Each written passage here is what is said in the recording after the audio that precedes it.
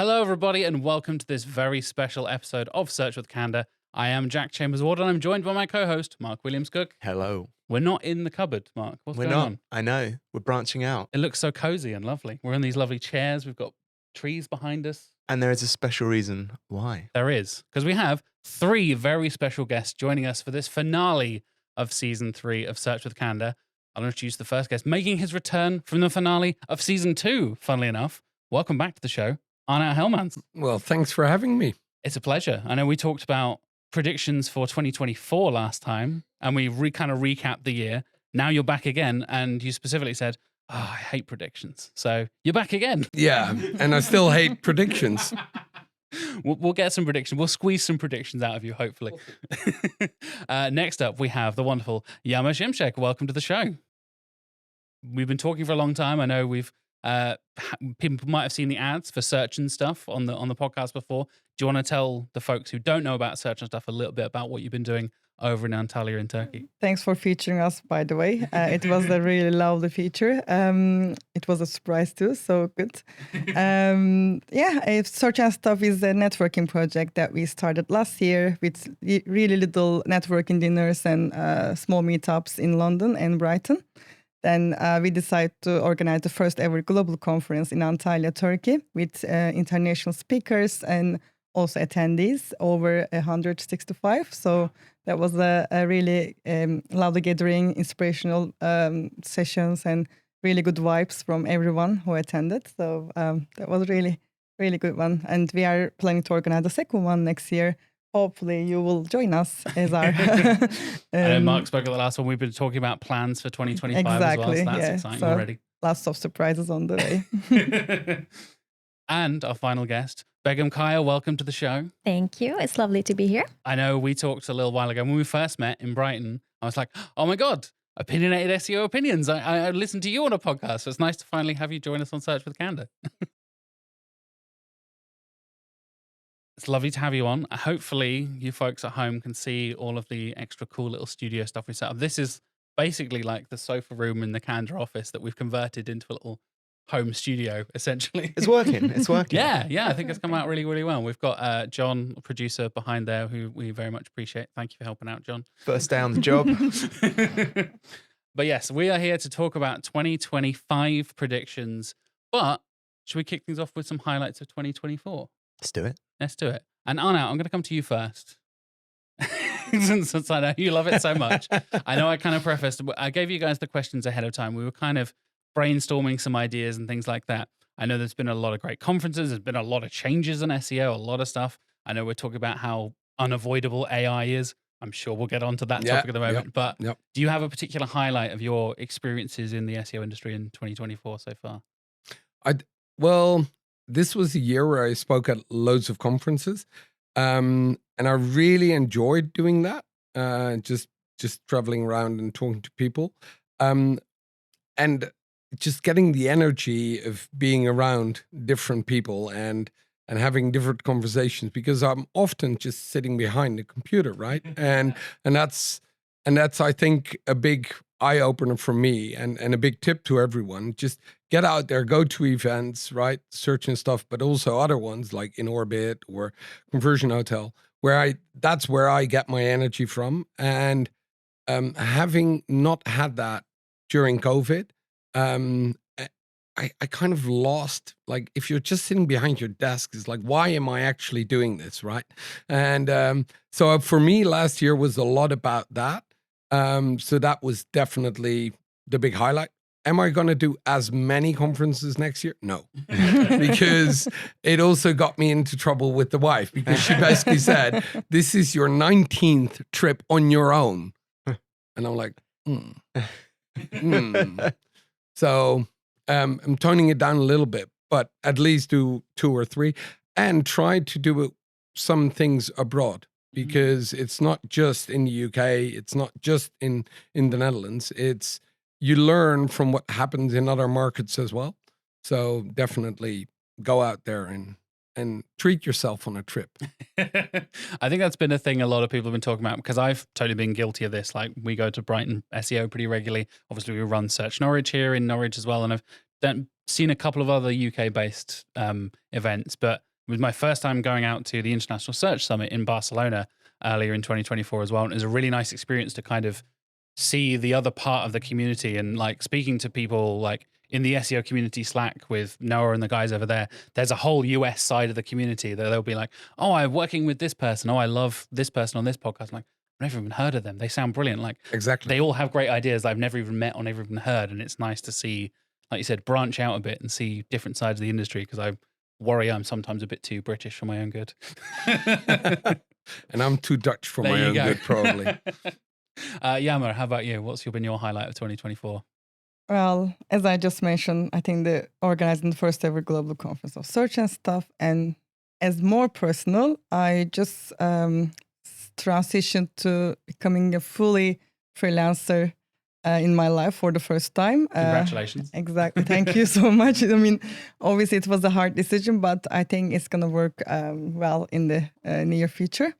So yeah, I mean, I wanted to try in-house and obviously it was a really a kind of enlightening experience, let's say. And then obviously I kind of integrated those experiences to create the agenda for search and stuff for the first time because I seen how if different departments from in-house can actually work together with SEO department so they can bring new opportunities to the table.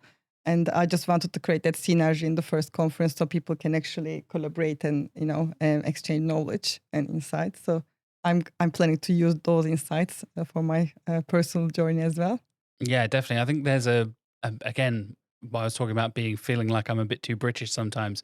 I think a lot of conferences also do this. Like they focus too much on the agency side or too much on the in-house side. And I think a lot of us would benefit from having that experience across both sides. And I probably won't go freelance. I don't know if I could handle the organization behind that and the admin. That's not my thing. But yeah, I think there's definitely been a shift I've noticed where more people are now going freelance. That seems to be a lot of what people are doing in the industry and kind of seems to be a bit more wiggle room and a bit more like, oh, I've been in-house for a little bit. Now I'm agency side. Now I'm freelance and a bit more experience across the board, which is very cool. Yeah, let's talk about this next year, next year's Exactly. rep, and then see We'll do a what check-in happened. next year. We'll have a catch-up next year as well. Exactly. How about you, Begum? What's been your highlight of 2024? Potentially coming to the UK because I tried that freelancing and consultancy thing right after my first job in SEO. And then I transitioned back into agency to come to the UK. And yeah, that's been the highlight of 2024, having more deeper understanding of the UK market and working with the charities here. Nice, nice. Mark, how about you? I think to give the opposite to what Arnout said, for the people that are behind screens a lot of the time, I've really enjoyed the SEO community reaching the tipping point, I think, where they're moving to Blue Sky away from Twitter and X. So I've had a really nice time now as if it was 10, 15 years ago of, yeah, I'm getting a lot more engagement from people I want to speak to. I've done a post where I've got 15,000 people on Twitter following me and it's crickets, and I do the same thing on Blue Sky with 1,000 followers and I get 10 times the engagement. Yeah. And I don't see all the rage baiting that Twitter's doing in the algorithm to get me to stay on the app. So it seems like a really small thing, but that's really improved just kind of my day-to-day talking to the community when I am behind the desk. Yeah, there's definitely been a kind of recurring theme a lot of what the guests have said on the show. Every time I end every episode with like, and where can people follow you on social media? And everyone went, I don't really use Twitter anymore. So I'm mostly on LinkedIn, a little bit of Blue Sky and stuff. I think now heading into 2025, everybody's going to be saying, follow me on Blue Sky, follow me on Blue Sky. And that seems to be where the SEO community is kind of moving. The Brighton SEO application this year, when you get accepted, they ask you to fill out your profile and they just have a box for Twitter and LinkedIn. And in the Twitter box, I put, I'm not using Twitter anymore, I'm on Blue Sky. But then when they made the profile pages, they just had left it blank. And I messaged Calvin about it, being like, look, a lot of people are moving. And he said it's already in their dev queue now to add Blue Sky. And I was like, that's a definite sign as well that the biggest SEO conference in the world has had enough feedback where they're like, oh, well, we need to add this to the template because enough people are putting their Blue Sky link and not Twitter now. Yeah. You can often feel like you're kind of in an echo chamber of, like, especially not to go down the political route, but the shift after the changes that have happened with X and Elon Musk and that whole stuff, there's definitely been a shift from one side of the political spectrum to move over to things like Mastodon and Blue Sky. But the fact that big conferences are making that change and kind of reflecting that as well, I think is very cool to see the community I shift. feel it happened straight after the elections almost, right? It was Yeah. around the elections that everybody basically said, I'm hitting blue sky.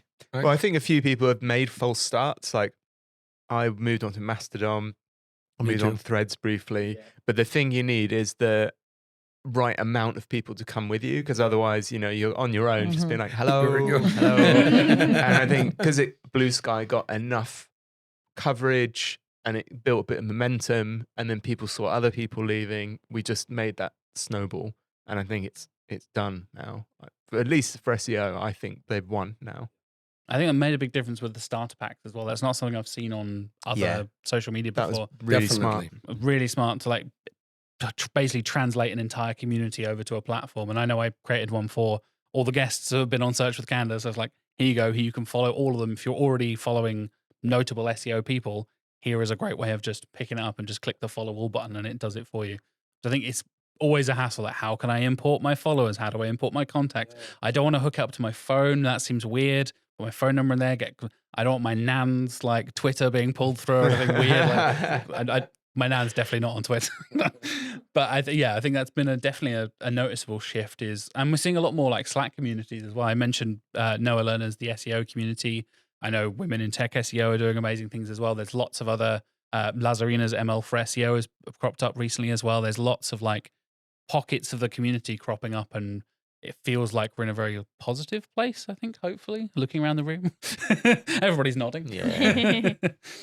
So thinking about industry changes, Begum, I'll come to you first.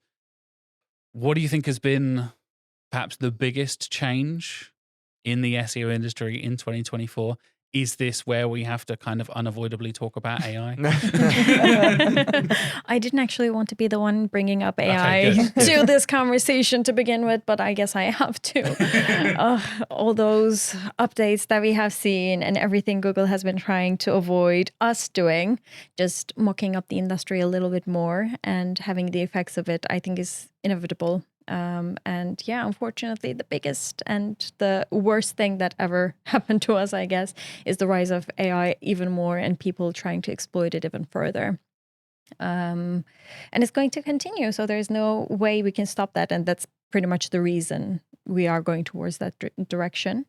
Yeah, not really something new, but obviously the effects are like piling up and everything is coming to in bigger spheres. So difficulty to do most of the things that we're doing. Obviously, we can scale a bit better, but yeah, things are not going so well from like where I'm looking at it from.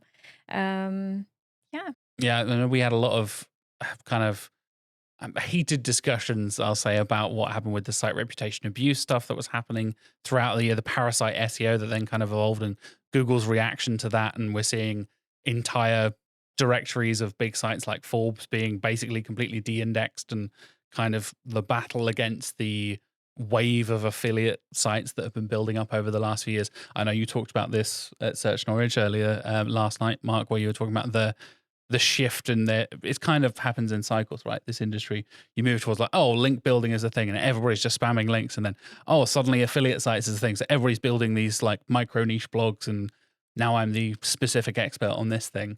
What do you think has been the biggest industry change in 2024?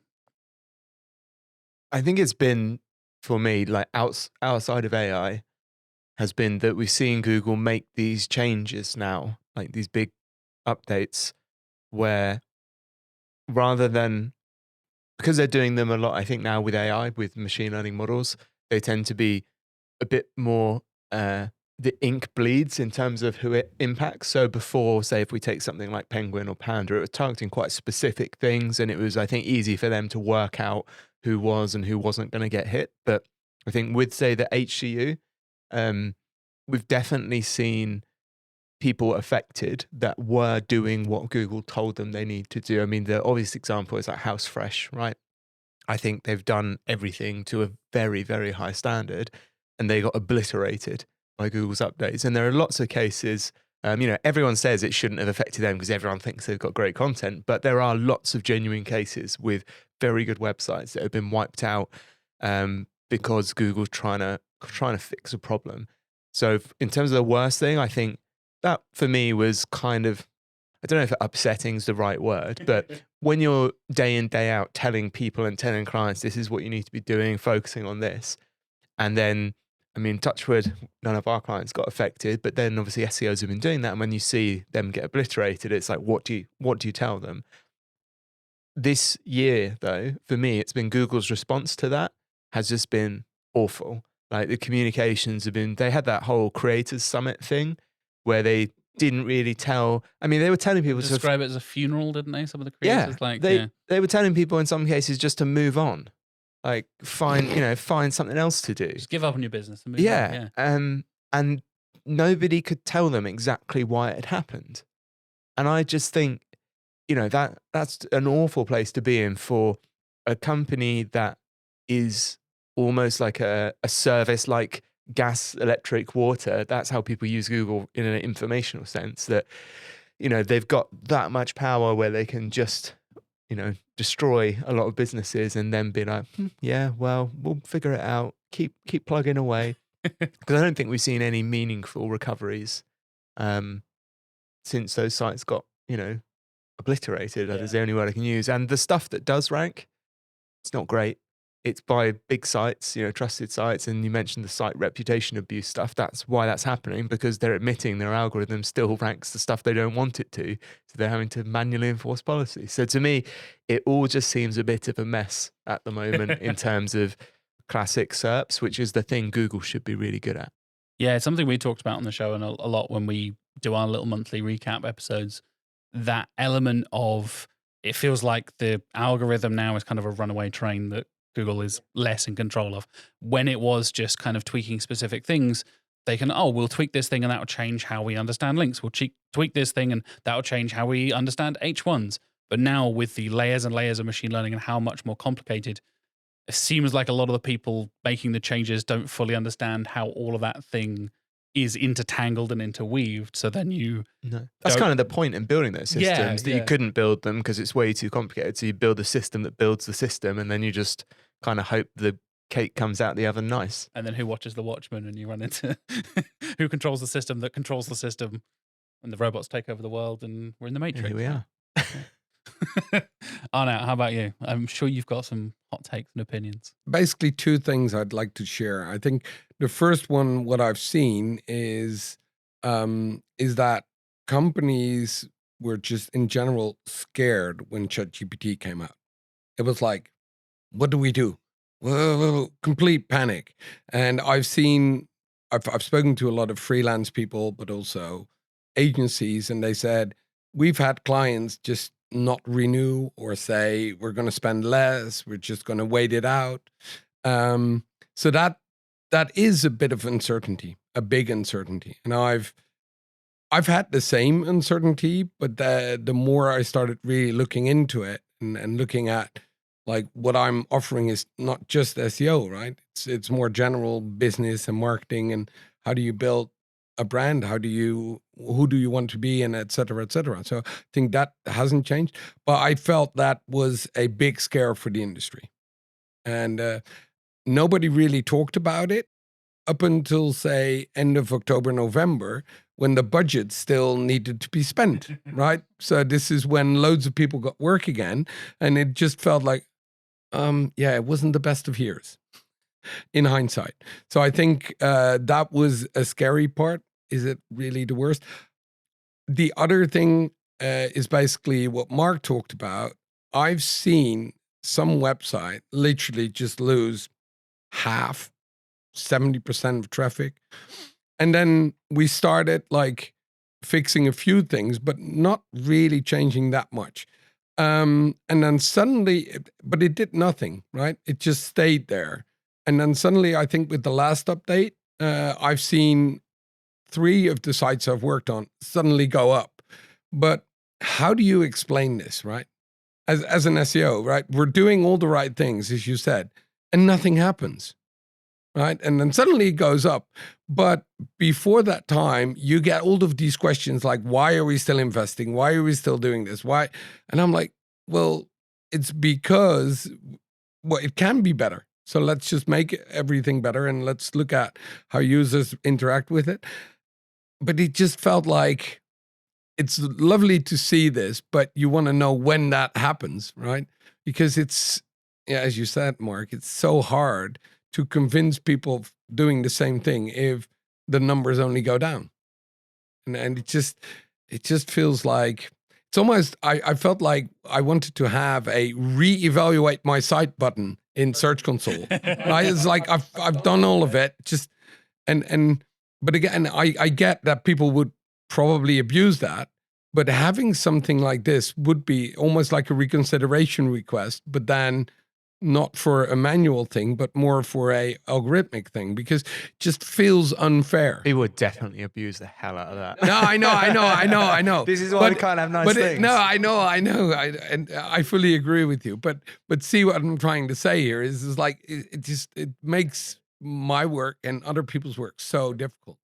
Yeah, definitely. I think that's been a big conversation that's been happening pretty much every single episode. It seems to be that a lot of people, as you started off there, Arnout, like thinking less about SEO as its own silo and its own thing. You need to be thinking about the broader marketing picture. You need to be thinking about UX and CRO and how that integrates with your client or your site strategies and things like that. Because again, I think a lot of us got into the bad habit of just focusing on the SEO side of things and not worrying about the rest of it. And it has basically been every single guest I've had all year, the overall arching theme has just been diversify your traffic sources, diversify your marketing. So you know you don't just, like you said, lose 70% of your revenue in a single day as an algorithm change rolls out. That can be devastating to businesses, as you were saying, Mark, something like HouseFresh suddenly being completely destroyed. I know Brandon from Retro Dodo was talking about a lot. Those guys went and met with Google and were like, sorry, guys. Sorry. Tough shit, you know? You could always do what Forbes did and India Times to reevaluate, which is they just moved their whole directory. Yes. So it kind of wiped however those URLs been classified.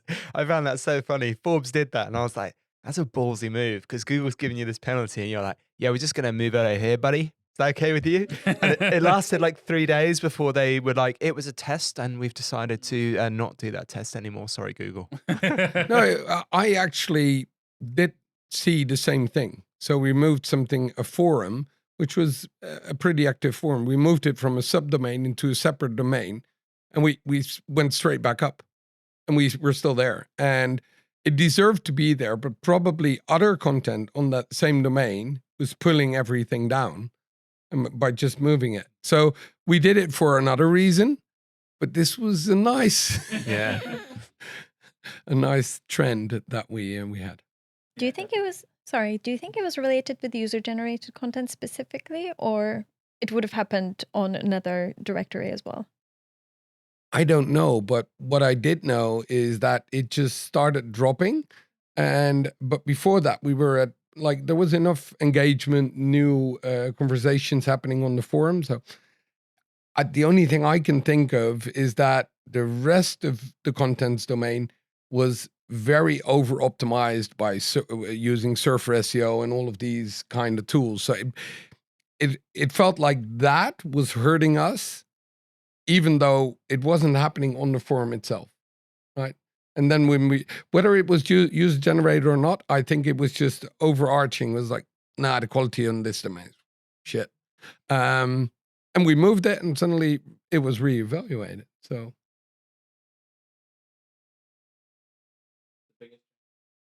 I'm really interested to hear this because Yagmur's such a positive person. Like the most positive person. I think the best and the worst thing is I would say shortly AI, but in different perspective, I would say it as a positive one.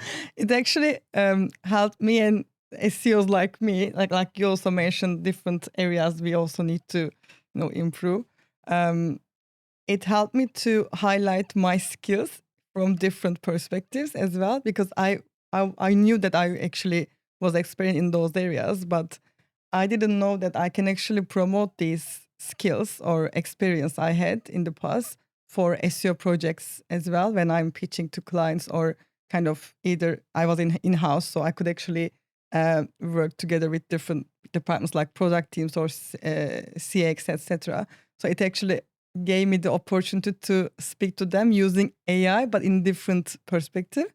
I think that was my biggest highlight from the AI's results. Like there is a way that we can use AI for kind of productive projects as well. Like, for example, I had a startup and we kind of stopped having obviously too many copywriters or freelancers, but we actually focused on creating our R&D team, which actually cost us lower, but also brought us the strength of having the right information from AI and then share with our kind of audience on the platform, which means also for us, which also showed us that I think in the near future, probably we're going to speak it later, but it's like we will have industry-focused platforms where still people creation or people filtering is live and present, but still using AI and then bringing the content. But I think there should still be human touch on selecting the right content, right information, right visuals or creatives to brought for the audience. So I think AI is not a bad thing, but I also am happy that SEOs like us are ready to talk about what Google does or what Google doesn't, and so more people are aware of what's happening, because sometimes people are just choosing to be blind and trust to the this is a trusted source, so I should trust it, but it's not actually. Even the biggest clients, they like C-levels, they just don't want to think about it further, and then they just don't want to hear it. But if we speak more, and they will have more opinions and more perspectives and see, okay, this is something is happening here, so I should actually talk to my SEOs and managers.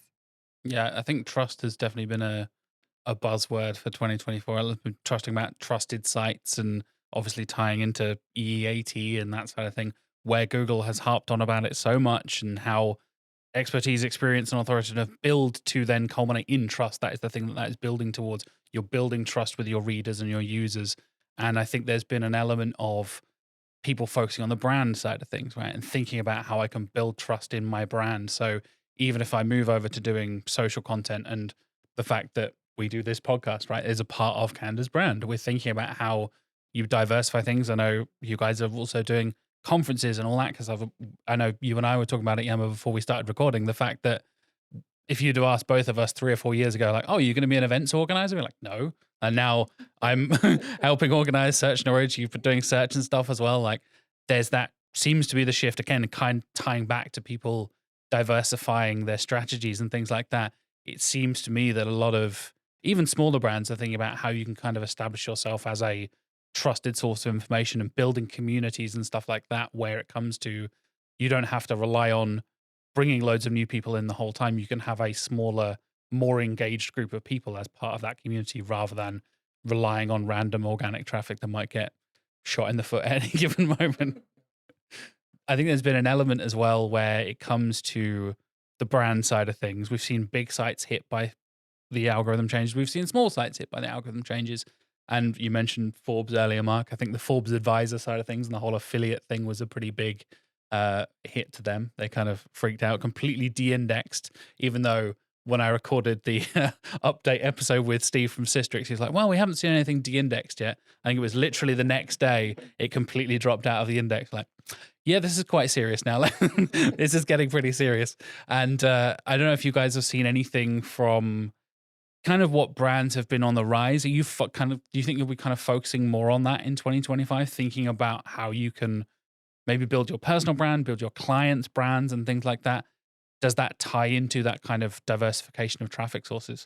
You seem to be nodding along, Arnout, a little bit. Yeah, definitely. But I've also, it has always been something I've been talking to my clients about, right? So what do you want to sell? How do you make money? What are ideal clients?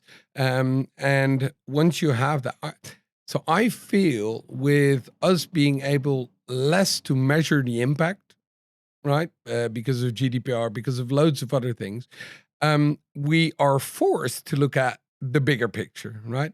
Back in the days in the Madman area, we were talking about, I want to be in this newspaper, right? Did we have any clue how that would impact sales? What's the conversion rate of a newspaper like? Exactly, right? So I think we are getting back into that, right? I don't want to like completely measure everything. I want to measure to make it better for sure, but I don't need that as a KPI. I'm going to look at the end result in the KPI, but that could also be organizing an event, getting known for that, or speaking, getting known for that, which will help me. So like if people want to do a migration, hey, Arnout did a talk on that. Let's like, and it all fits into that, right? And I think companies are more and more, as you rightfully said, are moving that direction. And I think it's only a good thing, right? Even being said as a, like I've been in SEO for a while, but I think we should all be doing this. Yeah, I mean, you mentioned you've gone freelance recently. You've been thinking a lot about obviously search and stuff as a brand, your personal brand as well. Now thinking about that for 2025, you think that's going to be a focus for a lot of your strategies as well? Yeah, definitely for personal PR for sure. And I also need to find a way to also distinguish my personal PR with search and stuff, and also a kind of collaborated one as well. But also, I think personal PR will be really important in 25. I have another idea on information will be really important as we were discussing. So I think as Blue Sky, as we did with Blue Sky, like with the starter packs, etc., like the lists of everyone is or every group is sharing their lists, like trusted lists. They are trusted lists because if Mark is sharing a list, I know that Mark is not gonna follow anyone who I wouldn't trust their experience or information. But it's also my decision to believe or not, etc., or find it useful. I think in the future we will have in the future, not in next year, people will more rely on personal touch. Like if I set myself trusted leader, like thought leader in one area, either migration or like content strategy or whatever, people will have more ideas about what I was actually would be proposing them in their work or project, etc. So we will come to a way that we may even be kind of selling or promoting our own list of people that we follow because we were doing it. You remember we first started our career together with Begum in SEO in Istanbul, and obviously our colleagues were sharing the names from like influencers from our industry, saying, "Okay, Yagmur, Begum, follow this leader. He's amazing at this tech SEO, and then she's amazing in this one." And then we were actually started kind of, let's say, following Aleida's blog posts or Tech SEO community, etc. resources. We knew that they were trusted resources, so we can actually get some more insights. So I think that's going to be really important. And it's also important how we are building this brand, either with, I don't know, with what kind of content formats we are sharing with people and putting ourselves on the front. So yeah, definitely. I think, funny enough, I was going to make a comparison to newspapers there, because it feels weirdly, it's almost like word of mouth marketing, right? Like, oh, if your friend recommends a website or recommends a thing, like you said, oh, I know I can trust you guys to recommend a good conference for me to attend or a speaker to follow or a podcast to listen to or whatever. A lot of people come to me with like, oh, what SEO podcast should I listen to? So last year I did an episode of here are the SEO podcasts I listened to, not including Search With Candour. I wasn't narcissistic about it, but you should still listen. But there's that element, I think, of you, like you said, we're moving to almost towards that kind of recommendation kind of thing, which I think was happening a lot with the kind of listicle articles we saw a lot of. Everything was top 10, top 15. Now this video is on YouTube. It is unbearable the amount of like top 15 things you can't live without for SEO. Like you can live without a lot of stuff with SEO. I know you did a whole talk about this, and I was like, you don't need fancy tools to do SEO. Most of it's free, and you can, if you know what you're doing and you pay attention, you can kind of get away with a lot of stuff. But then you get these people like, oh no, you need 15 different tools to do all this stuff. Like, yeah, sometimes the simpler things are better. And I think there's that personalization. I think you said there, Yagmur, there's that element of that human part that differentiates you from so much of the AI stuff. And I know this was part of your talk when you spoke at Search Norwich, that content strategy side of things, when you're thinking about bringing in a client's expertise and having them actually have an opinion on something. Speaking of opinionated SEO opinions for you, Begum, there's that element where, for me, I care much more about what a person thinks about something rather than just a list of, here is the top 10 things. Why are they your top 10 things? Why does that matter? What differentiates Search with Candour from all the other SEO podcasts? Why would it be different? Why should you listen to this or watch this or read this compared to everything else? Are you feeling the same way in terms of recommendations from other people around the industry and things like that? Absolutely. I think that expertise and opinions are what kind of feeds into your brand as well. So you build yourself up as a brand, as a person, by giving that useful information. Not everyone is trying to get into the line, because everything is quite similar to itself right now, because people are kind of stealing from one another and merging things, saying that they are reshaping things, but it's pretty much the same. So having that experience and like making it into something useful people can actually implement into their lives, so they can take something out of, is the real deal, I think. And when it comes to brands, I absolutely agree that it's getting more important. And I think the demand we can like measure with the search data, etc. And when it comes to engagement data, we can do it with socials and also other platforms as well. So tying everything together, we have more data to like account for it and like show its value. And yeah, how things are changing and evolving into, I think it really ties back to building your brand and making it out there. Yeah, I know something you and I have talked about a lot, Mark, the fact that, you know, building Candour as a brand. When you brought me in, I was mostly doing SEO work, and I was just talking to these guys before we start recording. I was doing mostly client work, and we've kind of built up, and now launching this video side of Search with Candour has been a side of growth. Hello, viewers on YouTube. Thank you so much. And now Spotify is doing video podcasts. It seems that shift is happening where people want to see people's faces. They want to see that it is a real human talking about stuff. Granted, deep fakes and lots of other, there's plenty of fake TikTok videos and TikTok ads and stuff like that. But you think that is going to be a part of the future of marketing and growing brands, as having a human face behind it and having a voice and an opinion and that kind of thing, right? I think it always has. And I think brands with people were the first brands, and even some big companies, you know, like Microsoft for a long while, you know, wasn't about Microsoft. It's about the people in the business, like how Apple was Steve Jobs. Yeah, yeah. And they're the people that are known. And I think that a lot of really good marketing ideas people have get killed before they start because of KPIs, and there's no good way to measure it. I mean, this podcast is a great example, right? If John had forced us to quantify what we're doing and how much it was going to make and all this, like, we wouldn't have 2 cameras and 3 extra microphones. But we wouldn't have made past the first. We wouldn't have made it past the first year, right?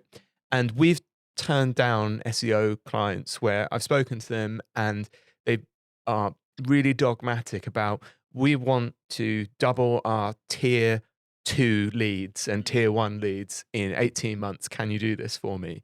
But then they don't want to have the wider conversation about, like Arnout said, like, who are you? What do you want to be known for? Because there is, in some cases, this obsession with measuring the very last pieces in this quite long, dark tunnel of knowledge and decision that builds up to that. And that's something I've learned personally from, say, like doing my LinkedIn stuff and doing a podcast with you. I have people contact me that are like, oh, I saw you speak here like 3 years ago and we want to do SEO with you. Or I've been following you on LinkedIn for, 2 years and we want to talk to you about SEO.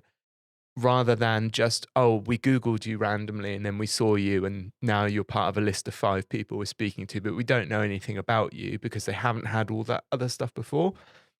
And I think the best SEO you can do is having good SEO that doesn't look like you're doing SEO, if that makes sense.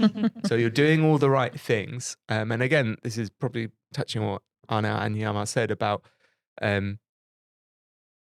trying to get people to do kind of just the right thing rather than focusing on just the SEO. And like your event, obviously you put together, much like I'd say Search Knowledge came out of necessity, in that there wasn't this thing here. And it was frustrating for us maybe as people who are experts that see kind of lots of information going around that's not correct. So that's when we start to, these things pop up. So, okay, well, I'm not going to bother arguing with them about this. I'm just going to do my own thing. And then that lives or dies on the merits. And that's where the trust is built, which is a hard thing to do because you need, like you have, like everyone here has, genuine experience, expertise to make that happen, or it doesn't survive. Because we see lots of, game-changing things coming and then mostly they're not game-changing and it is just repeated things that other people have said, right? So there's that whole consistency thing as well, which is a big part of trust, because trust takes time.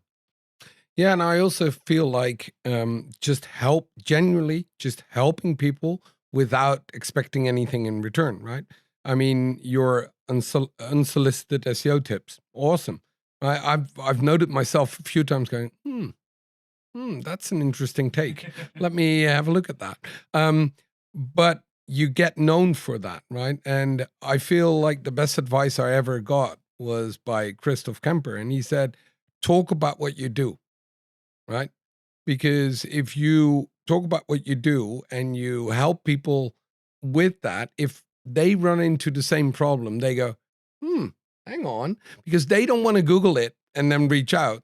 They want somebody they trust or has already done it, because they are putting their job at stake, right? Because they're going to say, let's hire this guy. He knows how to do this. Now, how are you going to do that by just Googling? Right? That's not happening. And this is the same with all consumers. They need to trust the brand and not just those words in top. Yeah, it's like you get your money back if you don't like it, and et cetera, because these are fake promises that anybody can just throw out there. I think there's a fear as well from both brands and sometimes like freelancers that they're giving away too much. And actually the cost to you to do that is pretty much zero, because, okay, if I tell someone how I do some part of an audit, okay, worst case scenario, they're like, cool, I'll do that myself. They probably weren't going to come to me anyway. There's more chance that other people will see that and then come to me, because I've, spoken to brands about this before, and even things like there's some good reasons not to like gate content now, because that's still like a thing a lot of brands want to do.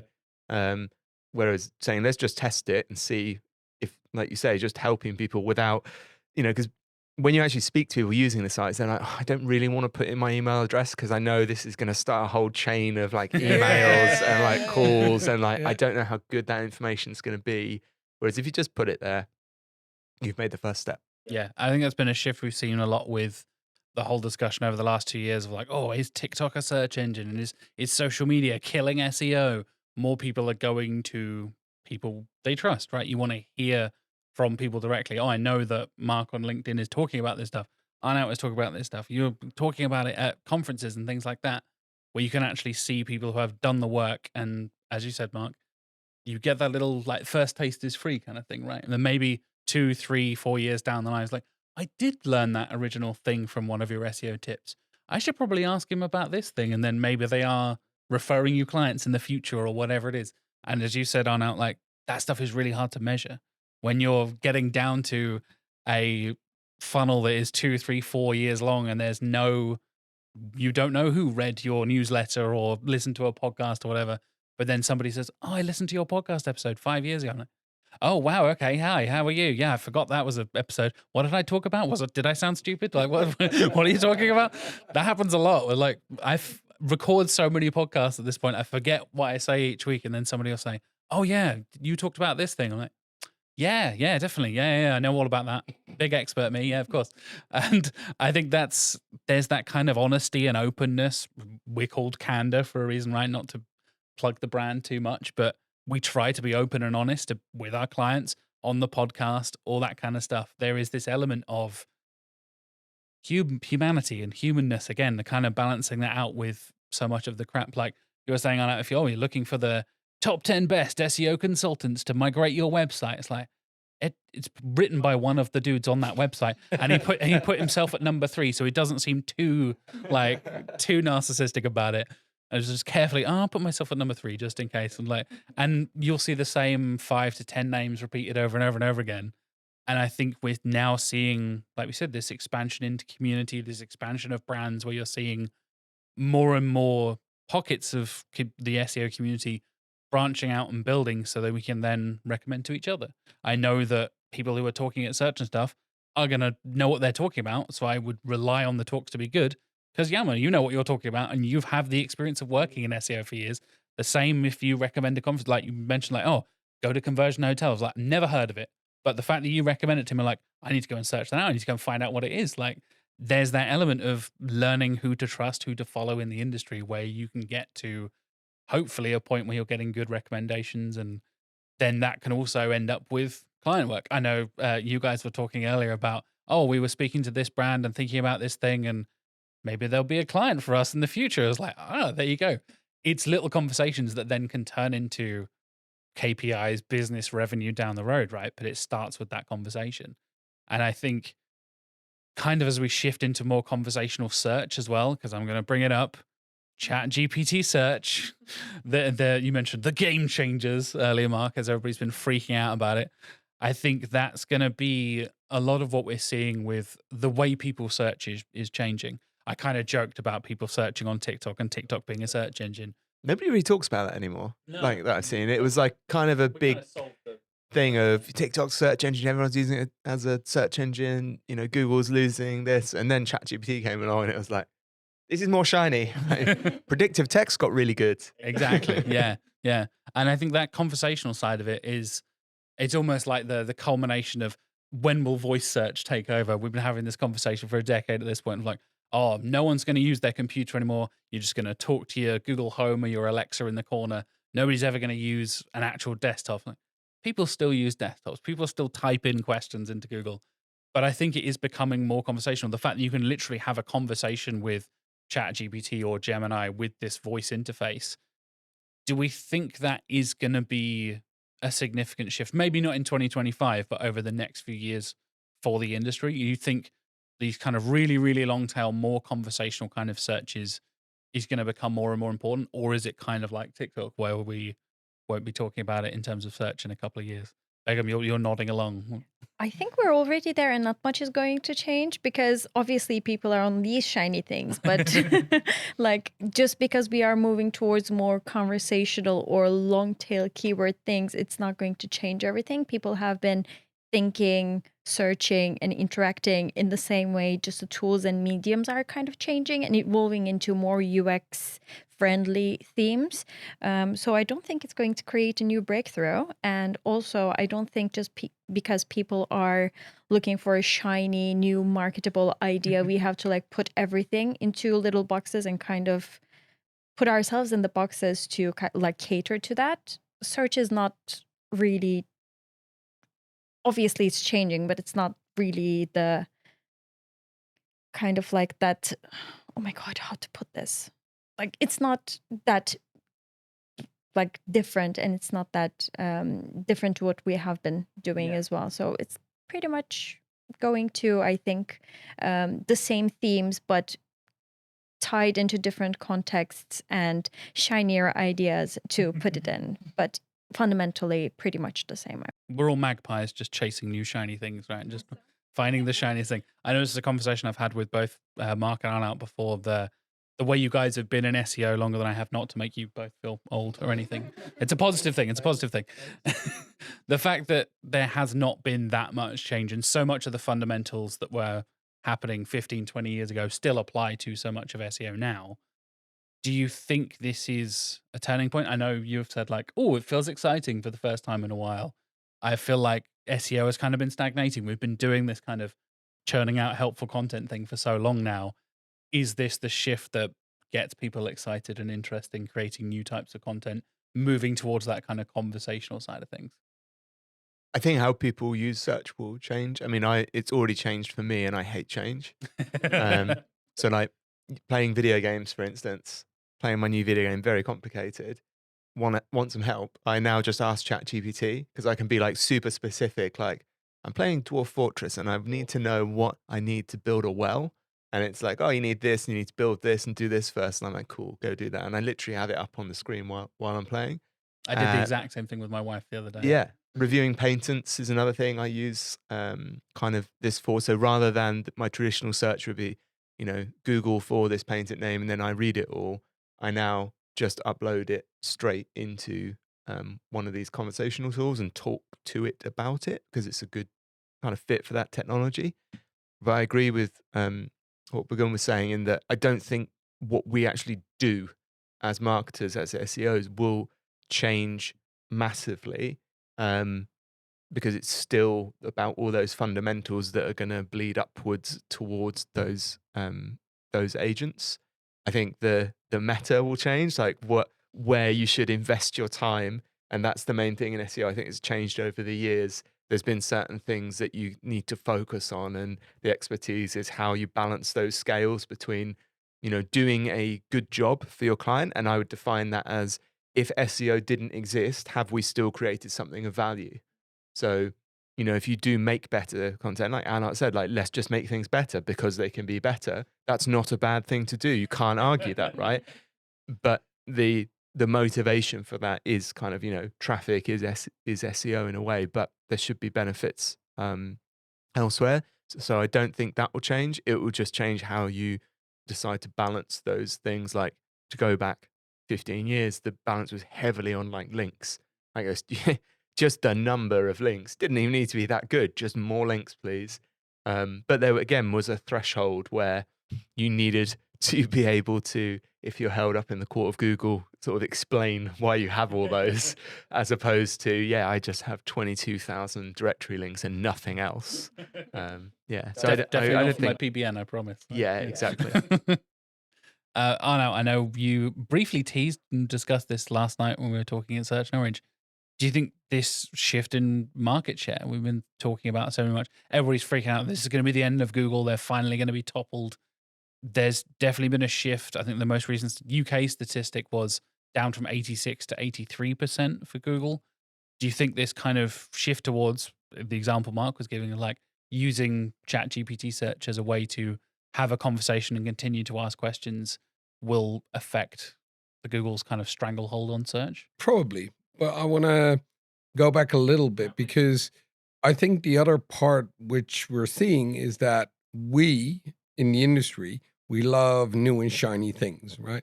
So we really jumped on ChatGPT and Gemini and all the other ones, Claude, Cursor, you name it, right?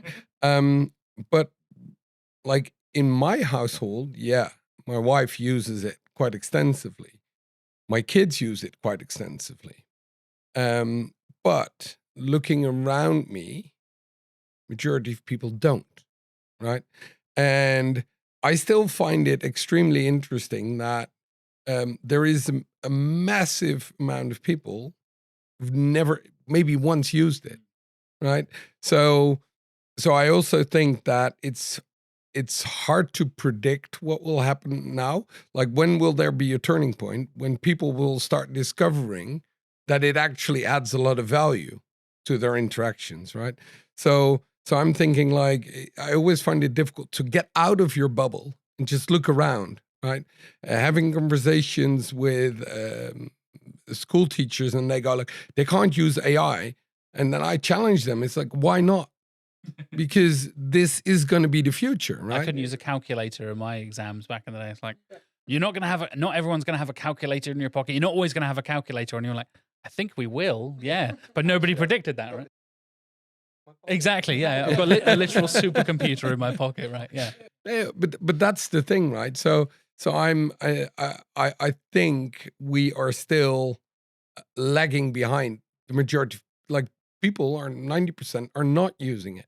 Did anyone see the statistic about OpenAI and ChatGPT mainly being used by students? And they found off-term time, they'd done a country analysis, and the use dropped by like 70% when term finished. So I think you're right, but it's going to be that generation that comes into the workplace and start using it. It is, because my kids are using it all the time. They're 13, 15, and 16, right? But I'm I'm also like, I need an outline for a talk. These are the topics I want to do. Give me an outline. It needs to be 90 minutes. And it came back 42 minutes. I said, no, it needs to be 90 minutes. Oh, you know what? I'll add this in, right? So there are so many use cases in there. And I think so that's a massive shift. I think the other one, and this might be a little controversial, but when I started playing with AI of Google's answer to ChatGPT, which is learning.google.com/learnabout. And when you start playing with that, it's just amazing how that interface really helps you to explore a topic, right? And then I'm thinking like, okay, so if that's happening, and if I like this, and I've shown people, and they were like, oh, it does this, oh, and I can explore videos, and I could. This makes everything so much easier. I'm like, well, if we experience that, what if the general public starts using this? That led me to another thing, which was like, how are they going to monetize this? Because it's information, right? So it really got like, if you think about Google, their biggest competitor are the search engines that easily monetize. So these are the Amazon search engines and all of those, because they have almost 100% monetizable, or people will bid with ads on those searches, right? And for an informational search like, I don't know, how high is the Eiffel Tower or whatever, like who's going to pay for that? Yeah, you could go, you might want to visit it, but it doesn't really make sense. So I'm thinking, what if all informational searches will be like Netflix, Hulu, Amazon Prime? Just you pay for it, and that becomes your learning assistant, right? And then Google, the normal Google, will be more action-based. So it will be used for shopping, comparison, flights, travel, hotel reservations, dinner reservations, concert tickets, whatever. Anywhere where they can become the middleman. I don't know how they will do this shift, no clue, but I'm just philosophizing what is the possibility of getting there. So you basically pay for an assistant, just as we currently pay. Most people have Netflix, and then sometimes they get another one, like Amazon Prime, just for one series, and they take it off. I could see the same thing happening with an AI. I need to do a lot of data analysis, get a data analysis assistant for a while. So these are the things that are popping into my head. But again, I think, will this change in the next year? No, because we still need to get the critical mass to discover the possibilities. Yeah, I think that critical mass is something we talk about a lot on the show when, like you said, you speak to people outside of this SEO bubble. It's like, I've never even heard of Claude or Perplexity or anything that isn't just, most people have heard the phrase ChatGPT, probably, like that combination of letters, but don't actually know what it means. Like, they're launching search engines. How does that work? What does that mean? All this kind of stuff. And I think you're totally right. When we get into the informational side of things and the monetization side of things, that is so much of what Google focuses on. Obviously, we've seen so much of a shift in the business side of Google with what Sundar and the team have been doing, coming from that kind of McKinsey background of the optimization of revenue and all that kind of stuff, and thinking about how much insane amounts of money. I think we had, what was it, $300 and something billion last year?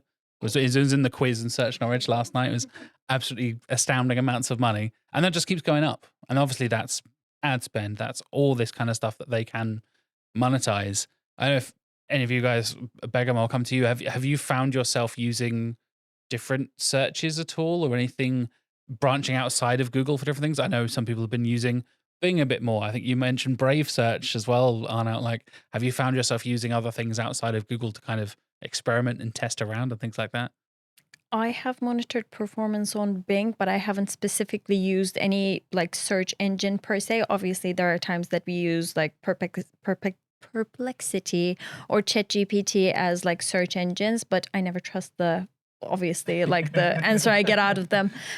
So what's the use of like using them, you might say, even, but yeah, like there are things going on, but No, not specifically, but you can also tell that I was very overwhelmed by like lots of things that are happening in search and trying to keep up with them. So I have been doing mostly like interrogation and kind of like exploration rather than like going to different areas. Yeah. And Yagmur, like I said, your talk at Search Knowledge was about that. How to use AI and tools to kind of optimize your content strategies and make that smoother and simpler, and where you can use a lot of the LLM technology to automate a lot of stuff and make things a lot smoother. Have you found yourself experimenting with other things and thinking about, again, now moving towards the freelance journey? Are you thinking about ways to have those conversations with your clients of, oh, you should be thinking about Bing, you should be thinking about this? Obviously, Bing being the index that ChatGPT is most heavily leaning on. I know a lot of people are worried like, oh, now we need to optimize for Bing. We need to worry about that. Has that shifted your thought process at all? Yeah, I mean, it contributed, but not shifted fully, because I think Bing still has a lot way to improve. Maybe this make Bing improve the search engine better than before. So because I've been in-house for like a year and a half before I switched to freelancing, and then obviously I was in a regulated industry, and then actually we were checking different search engines, how we are doing, etc. And then there was like a little issue with title tags, and they were not able to even fix it for like a year. And then I think last week I was actually curious if it's fixed or not, and then it was fixed, but after a year. So I think there's still things to be improved in the Bing platform as well. But in general, well, if I make a comment in general for Search GPT and other stuff, I feel like I'm getting scared of that people are searching for everything they need as info from search platforms, because I think it's gonna end the conversation in between the people, like among the people with your, let's say, wife, husband, boyfriend, girlfriend, and your friends, etc. Because if I want, again, I'm touching to more emotional side of things, but I think it's also important, because if I want my grandma's recipe for a specific soup from Turkey, I can easily get it, and I can easily get it done in a good taste and delicious meal, etc. But then I feel like I need to call my grandma and ask about the recipe, and then have that conversation with her. And maybe she's gonna keep the secret ingredient to herself, and then I will try to, find that out, and then it will keep the conversation going between us. So I think we shouldn't. I mean, I feel like I shouldn't be searching everything in search. Like I can ask my friends on how to hang the curtain, and I mean, all this stuff. Obviously, it makes people's life easier and quicker. But also, if you have some patience, if you don't want to kill your, conversation with people, I think we just need to find the balance. Yeah. So I hope not all of our community start using AI for research. No, and it really scared me when ChatGPT came out. I had a hard time sleeping. I'm like, this is going to impact so many lives, right? But then I also saw a very positive thing, and which basically adds on what you're saying, because currently questions drive personal engagement, right? People to people, because you're not just going to call your grandma, you're going to have a chit chat, and then a deeper, how are you doing? And she might react differently. So it's, and if you can just use ChatGPT for that, or using that, you won't make that call, right? And but I also started thinking, what if a lot of the jobs that are currently being done, where people are just sitting behind a desk, filling in forms, doing whatever, right? If that can be started to get automated, maybe they can go back to actually doing what they love doing, like woodworking, like restoring old cars, or doing whatever, right? I mean, you can already see this happening when, so people in the Netherlands, when you plaster walls, and you're really good at that, you make more money than than most office workers, like a gazillion more, right? Almost double. So it's interesting, because I feel like in society we've been doing stuff, and the only reward we got was a paycheck, right? We've just been little things in between the whole process of start to finish. And when you plaster a wall, you start and you can see the end result, and it was you, right? And I think that's a great thing. So what if we would automate loads of these jobs that the only reward you get is a paycheck, and get those people to start restoring builders, become a plumber, whatever, right? And that'd be interesting. So it also gave me hope. So I think, yeah, I agree. I saw, it reminded me of what you were saying, Yagmur, about human conversation. I don't know if any of you saw the friend.com, the amulet that was coming out for loneliness. So basically this guy spent most of the investment money on the domain. I think that's him, wasn't it? Was it for friend.com? And it's just like an amulet, and he's just a guy walking around on his own, and you can just touch it and just talk to it. And it's like a AI companion. So you can just be on your own, but not feel lonely. And I was like, oh, that is that's like Black Mirror, devastating to me. Yeah. And I agree, like when people ask me about what you're going to do in the future when we have artificial general intelligence, and my answer is always, I'm already practicing Frisbee, like, because Frisbee is kind of fun. But I will say, I actually disagree a little bit with Arnout on the informational searches and where Google's going there. Because I think where we'll end up with AI is the AI agents, we're going to outsource our decision making to them.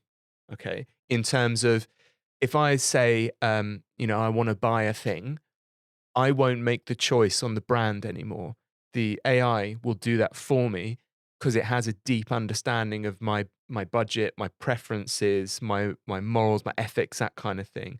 So at the moment, and when I was in Vienna, I asked the audience like who shops on Amazon regularly, and most people put their hand up, and I was like, who thinks Amazon is an ethical company? And almost everyone put their hand down. And it was a demonstration of, while people would prefer maybe not to shop there, the resistance is so low to do it. It's one click Prime.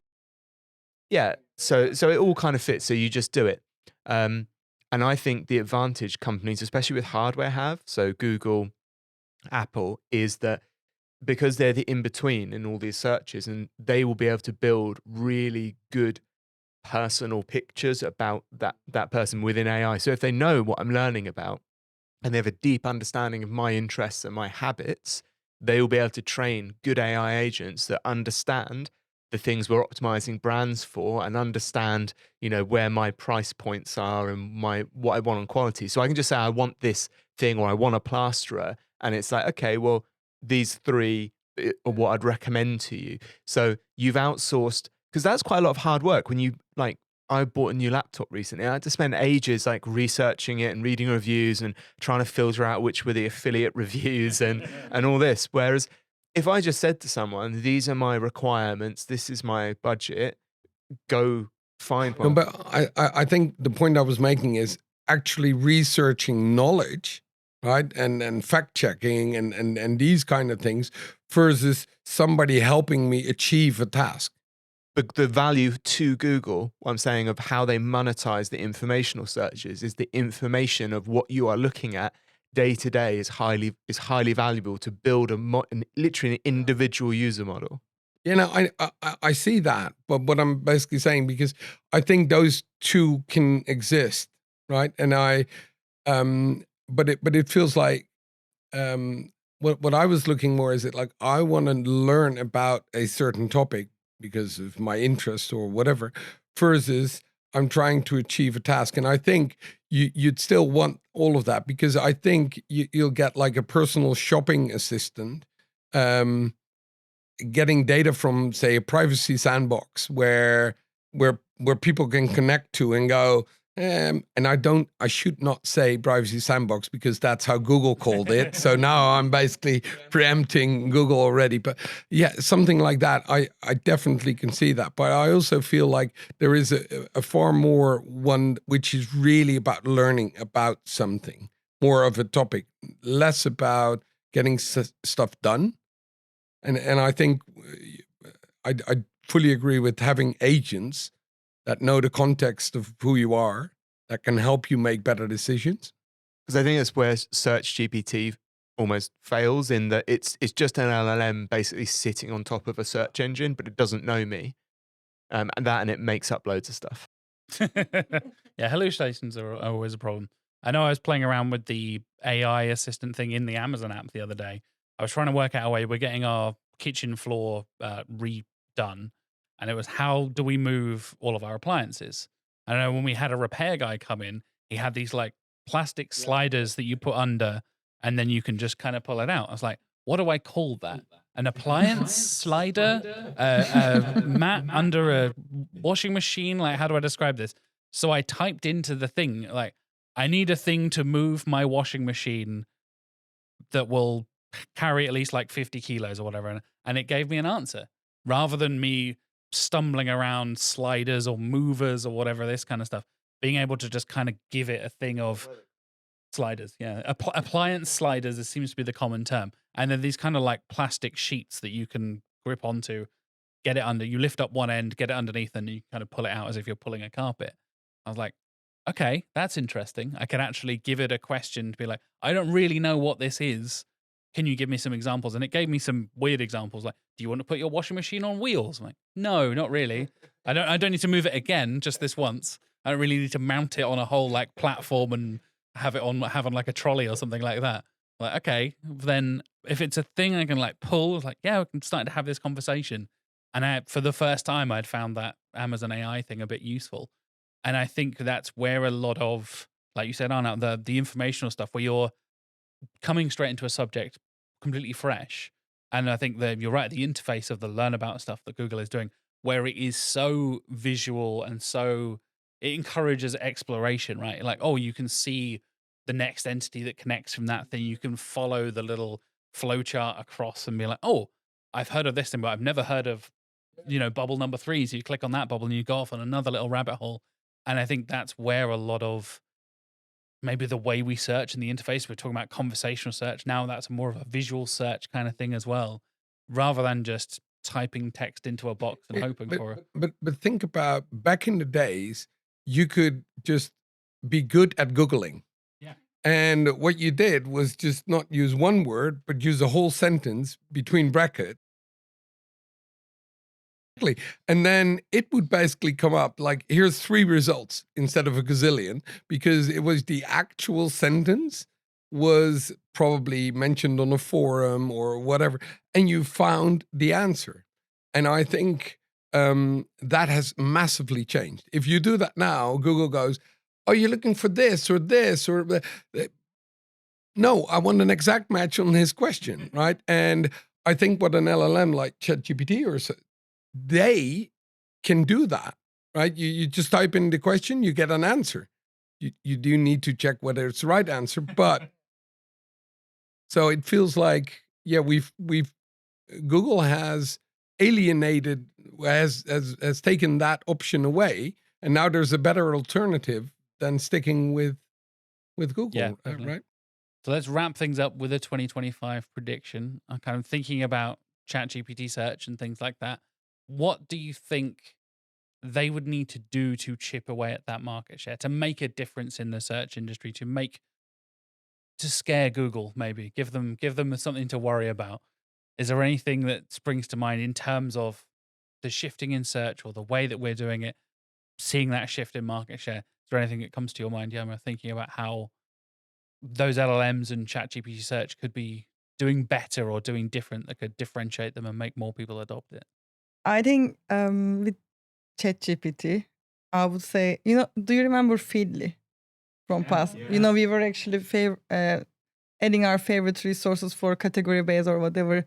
I think ChatGPT can come up with some different versions for like category focused versions.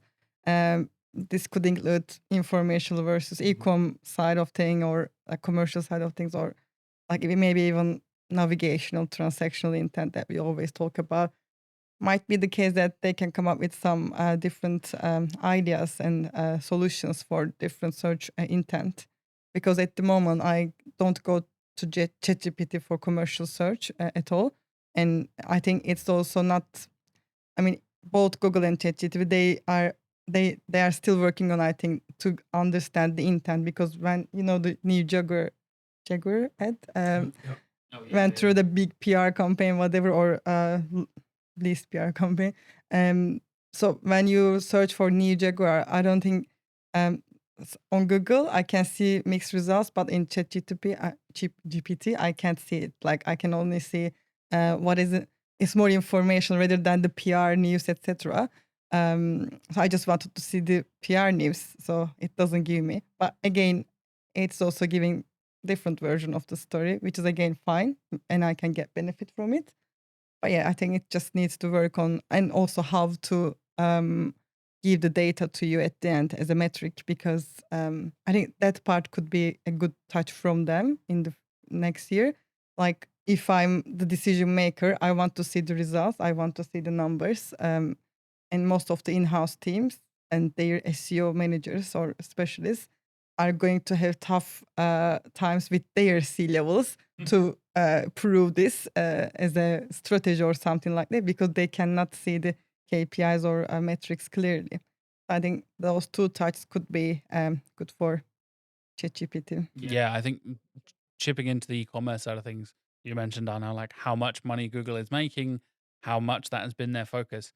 If we can get a real kind of commercial side of it, I think that could make a big difference. And like I said, kind of shake Google and maybe rethink the way they're handling it. And I think you touched on something really interesting. They're kind of coming back to that, the word of mouth, the trust we were talking about at the beginning of the episode, that stuff you can't measure, but then you have to justify to the CEO or your client or whatever. You want to have that. Everybody talks about, oh, we're a data-driven agency. We're making data-driven decisions. Like, sure, you can do that to a certain extent, but having that information, I know just using TikTok as an example, you can now get search insights on TikTok, and you can see when you use your, like, I think it's the creator program side of things, you can go into your profile and see certain hashtag data and see search data and that kind of thing. I think that would be a really, really useful thing for a lot of us working in this industry to be able to then communicate to the people that make those decisions. Because you're going to have marketing teams using Jaguar as the brand as an example there. Everybody now like joking about it and taking the piss out of it and stuff like that has been one side of it. But if you can prove that, yeah, if we move towards this thing, we shift towards this thing, here is the data to prove it. We have tested it. The moment you're kind of just poking around in the dark, right? You're kind of hoping, see if this will work, see if that changes. This actually just came to my mind. I would actually love that feature. ChatGPT is more like, I mean, I can have more conversational level search on there. So I would love a follow-up from ChatGPT, like after a month, let's say, and if I search for something specific, if there's a new information that ChatGPT has, there could be like a bar for notification and say, oh yeah, you searched for this like a month ago and I just received this information. So maybe you want to check that out and something like that. So I would actually be interested in that feature.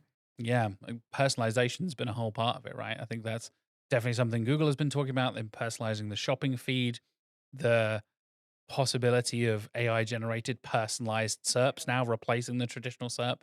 I mean, that's something you were talking about earlier, Begum. I think the side of it where you're referring to people and having it built specifically for you.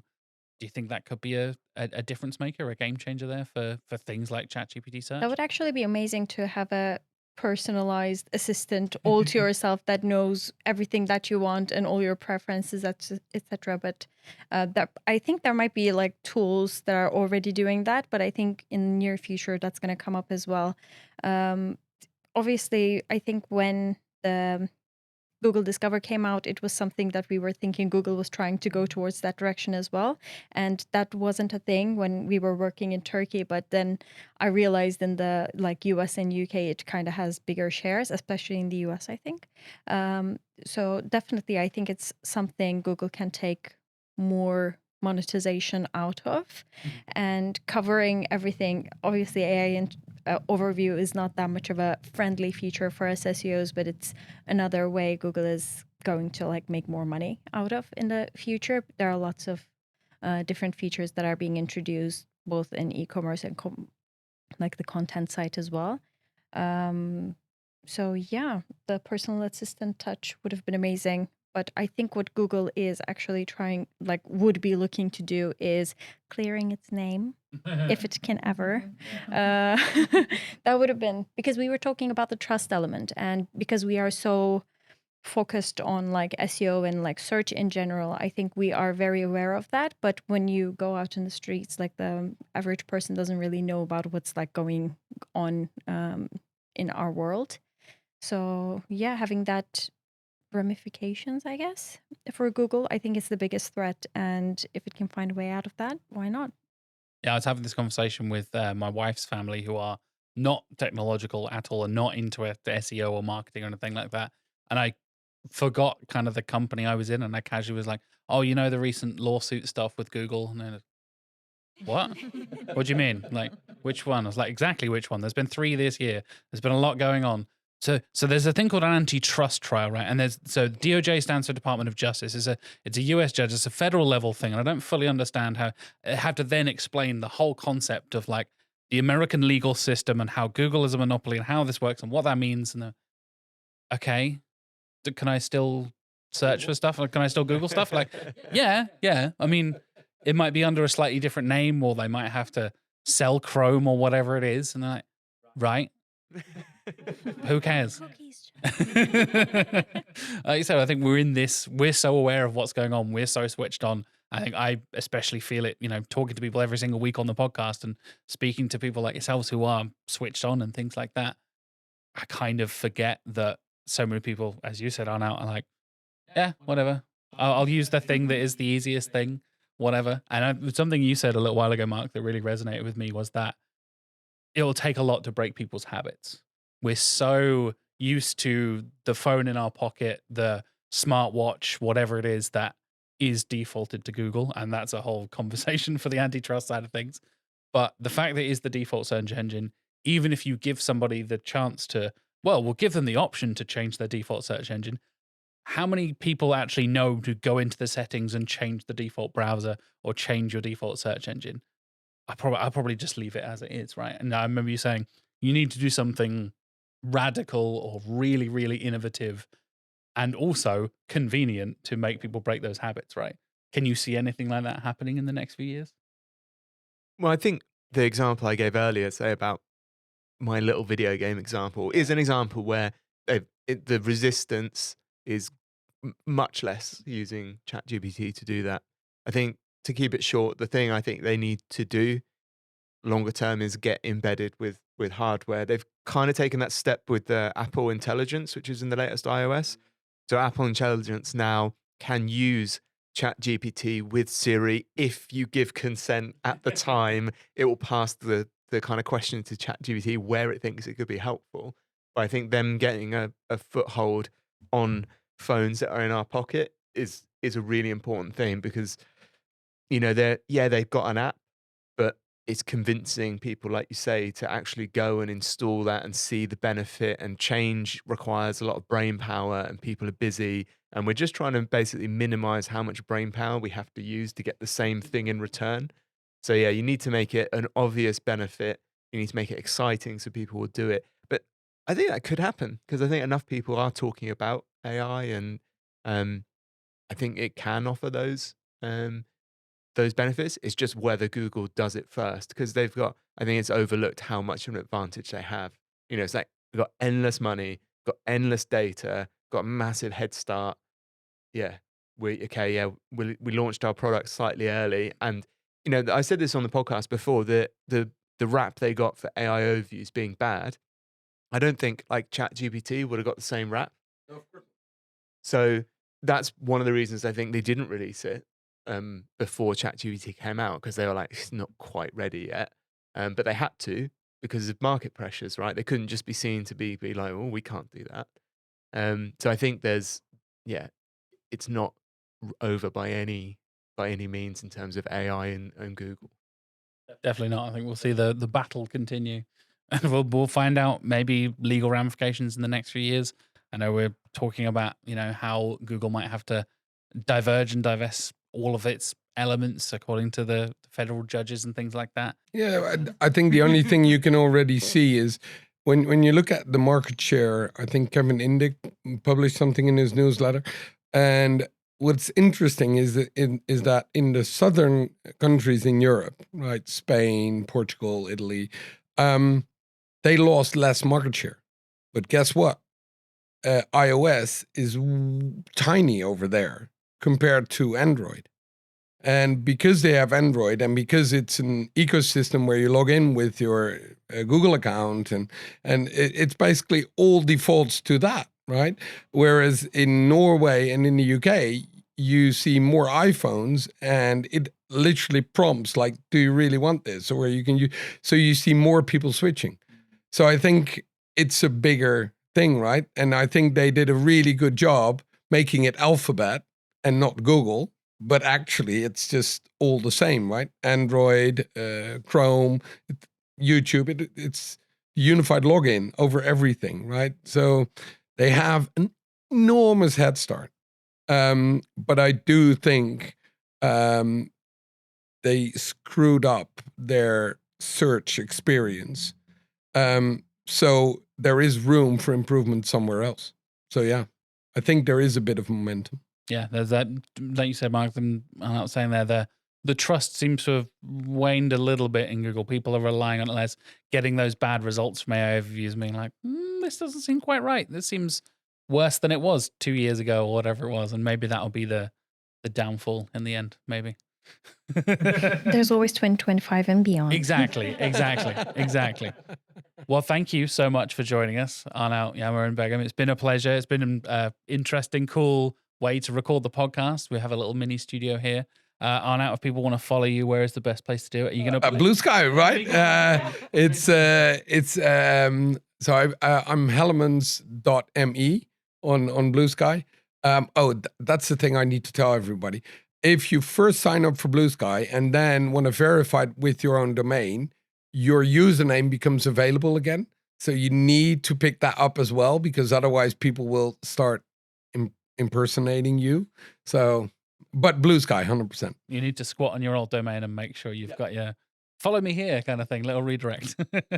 Yagmur, how about you? What's the best place to follow you, keep up with search and stuff and all the cool stuff you're doing? LinkedIn, X, Blue Sky, Instagram. We've got lots of social accounts. So just reach me on LinkedIn and I can send you the list so you can follow all of the accounts from there.